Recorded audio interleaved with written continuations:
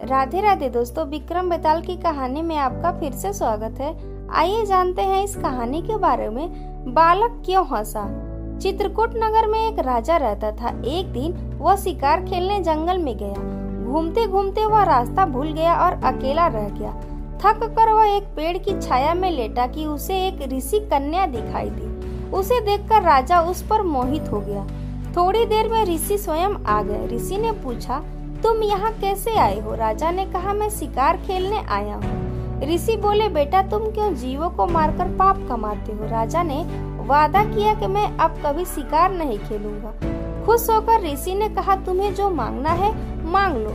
राजा ने ऋषि कन्या मांगी और ऋषि ने खुश होकर दोनों का विवाह कर दिया। राजा जब उसे लेकर चला तो रास्ते में एक भयंकर राक्षस मिला। बोला, मैं तुम्हारे रानी को खाऊंगा। अगर चाहते हो कि वह बच जाए तो 7 दिन के भीतर एक ऐसे ब्राह्मण पुत्र का बलिदान करो जो अपनी इच्छा से अपने को दे और उसके माता पिता उसे मारते समय उसके हाथ पैर पकड़े रहें। डर के मारे राजा ने उसकी बात मान ली। वह अपने नगर को लौटा और अपने दीवान को सब हाल कह सुनाया। दीवान ने कहा, अब परेशान न हो, मैं उपाय करता हूँ। इसके बाद दीवान ने 7 बरस के बालक की सोने की मूर्ति बनवाई और उसे कीमती गहने पहनाकर नगर नगर और गांव गांव घुमवाया।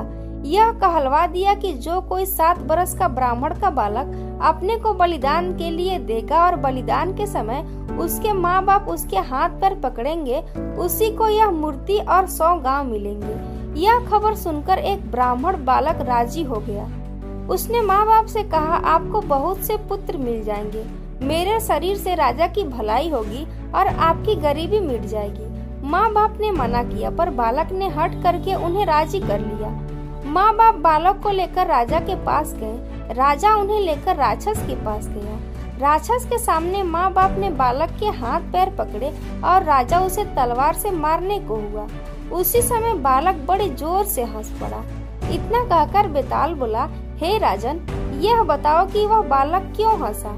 राजा ने फौरन उत्तर दिया, इसीलिए कि डर के समय हर आदमी रक्षा के लिए अपने माँ बाप को पुकारता है। माता पिता न हो तो पीड़ितों की मदद राजा करता है। राजा न कर सके तो आदमी देवता को याद करता है। पर यहाँ तो कोई भी बालक के साथ न था। माँ बाप हाथ पकड़े हुए थे। राजा तलवार लिए खड़ा था और राक्षस भक्षक हो रहा था। ब्राह्मण का लड़का परोपकार के लिए अपना शरीर दे रहा था। इसी हर्ष से और अचरज से वह हंसा। इतना सुनकर बेताल अंतर ध्यान हो गया और राजा लौटकर फिर उसे ले आया। रास्ते में बेताल ने फिर दूसरी कहानी शुरू कर दी।